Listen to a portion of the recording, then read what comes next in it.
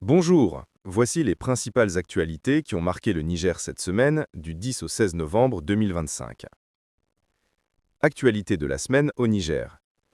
Les nouvelles de la semaine sont dominées par la poursuite de la tournée du chef de l'État à l'intérieur du pays, axée sur la sécurité et les enjeux économiques, ainsi que par des événements importants dans la lutte contre la criminalité.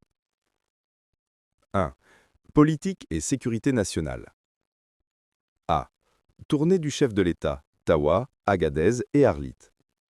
Le président du CNSP, le général Abdourahmane Tiani, a poursuivi sa série de visites de proximité dans les régions, ce qui constitue la nouvelle politique la plus visible de la semaine. Tawa, début de semaine. Il a présidé un conseil de sécurité et a tenu un grand meeting populaire à Tawa, appelant à l'unité et abordant les questions de sécurité et d'agriculture. Agadez. Le général Tiani s'est rendu sur la place d'armes de la zone de défense numéro 2 pour galvaniser les troupes et y a également présidé une session du Conseil de sécurité. Arlit. Sa visite s'est étendue à Arlit, où il a notamment visité le site de la Sommer, société des mines de l'Aïr, soulignant l'importance stratégique des ressources minières. À Samak, le chef de l'État a également effectué une visite éclair à Samak pour encourager les forces de défense et de sécurité dans cette zone frontalière. B. Libération d'otages. Une nouvelle positive a été l'annonce de la libération du préfet de Bilma et de ses 4 collaborateurs, enlevés en juin 2024 dans la zone de Dirkou. Ils ont été accueillis à Niamey au cours de la semaine. C. Fermeture de la frontière avec le Bénin. Le sujet de la fermeture de la frontière avec le Bénin a été maintenu dans les discours officiels, le chef de l'État réaffirmant sa position, ce qui continue de susciter des réactions, notamment chez les transporteurs. 2.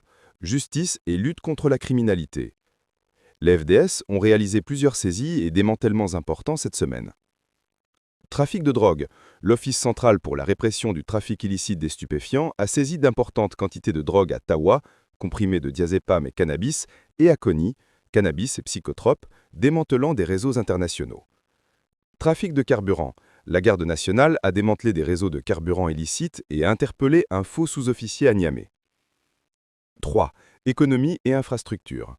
Lancement de travaux routiers. Le ministre de l'Équipement et des Infrastructures a officiellement lancé les travaux de réhabilitation de la route nationale RN4 sur le tronçon Farié-Terra, un projet de 112 km visant à améliorer la circulation et les échanges.